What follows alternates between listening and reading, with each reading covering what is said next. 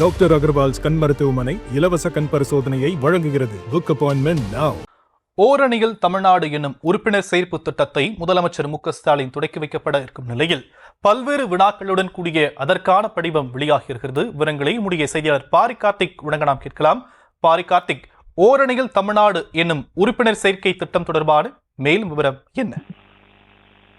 வணக்கம். ஓரணியில் தமிழ்நாடு என்ற திட்டத்தை நாளை மறுதினம் தமிழ்நாடு முதலமைச்சரும் திமுக தலைவருமான திரு மு.க.ஸ்டாலின் அவர்கள் சென்னையில் துவங்கி வைக்கிறார். குறிப்பாக இந்த திட்டத்தை பொறுத்தவரைக்கும் ஒரு வார்டில் சராசரியாக ஒரு பூத்தில் 1000 வாக்குகள் இருக்கும். 1000 முதல் 1200 வாக்குகள் இருக்கும்.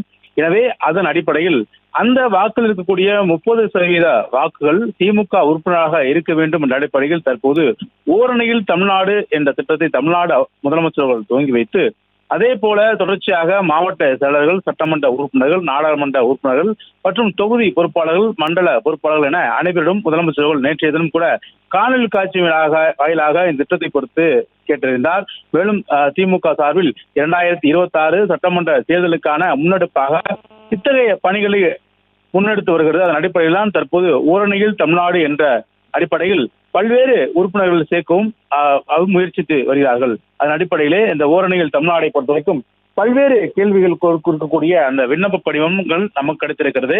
அதன் அடிப்படையில் முதல் கேள்வியாக, எந்த நெருக்கடியான சூழலிலும் தமிழ்நாட்டின் மண், மொழி, மானம் காப்பாற்ற வேண்டும் என்று நினைக்கிறீர்களா என்றும், அதற்கு ஆம் இல்லை என்று பதில் தெரிவிக்க வேண்டும். மேலும் மகளிர் தங்களின் உரிமை தொகையை பெற்றிடவும், விவசாயிகள், மீனவர்கள், நெசவாளர்கள் உள்ளிட்ட அனைத்து தரப்பினர்களும் நலன் காக்கப்படும் நலத்திட்டங்களை நாம் தொடர்ந்து பெற்றிட வேண்டாமா என்றும் தற்போது அதில் கேள்வியாக கேட்கப்பட்டிருக்கிறது. அதற்கும் ஆம் இல்லை என்று 2 காலங்கள் கொடுக்கப்பட்டிருக்கின்றன. மாணவர்களுடையான கல்வி நிதி, மாநில வளர்ச்சிக்காக வழங்கப்பட வேண்டிய நிதி பகிர்வு, நியாயமற்ற தொகுதி மறையறை மற்றும் கொடுமையான நீட் போன்ற நுழைவுத் தேர்வுகள் போன்றவற்றிலிருந்து தமிழ்நாடு மற்றும் நம் இளைஞர்களின் எதிர்காலத்தை பாதுகாத்திட வேண்டுமா என்றும் அந்த கேள்வி கேட்கப்பட்டிருக்கிறது. அதே போல டெல்லியின் அதிகாரத்திற்கு அடிபணியாமல் தமிழ்நாட்டின் உரிமைகளை காக்கும் முதலமைச்சர் தான் நம் மாநிலத்தை ஆள வேண்டும் என ஆள வேண்டுமா எனவும் அந்த கேள்வி அடுத்த கேள்வியாக கேட்கப்பட்டிருக்கிறது.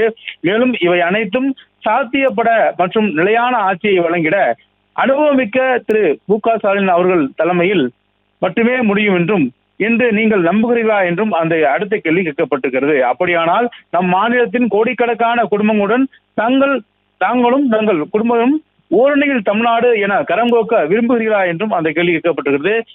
நாம் பேசிய அந்த 6 கேள்விகளும் கேட்கப்பட்டு அதன் மூலம் அவர்கள் ஆம் என்று அவர் டிக் அடித்தால் அதன் தொடர்ச்சியாக உடனடியாகவே அவர்களுக்கு, அதாவது திமுகவுடைய உறுப்பினர்களுக்கான அடையாள அட்டை ஒரு வீடு தேடி வழங்கப்படும். அதன் அடிப்படையிலே மாவட்ட உட்பட தனித்தனி குழுவாக அதுக்கு அமைக்கப்பட்டு ஒரு டெக்னிக்கல் பர்சன் என்ற அடிப்படையில் அவரும் குழுவாக இருப்பார்.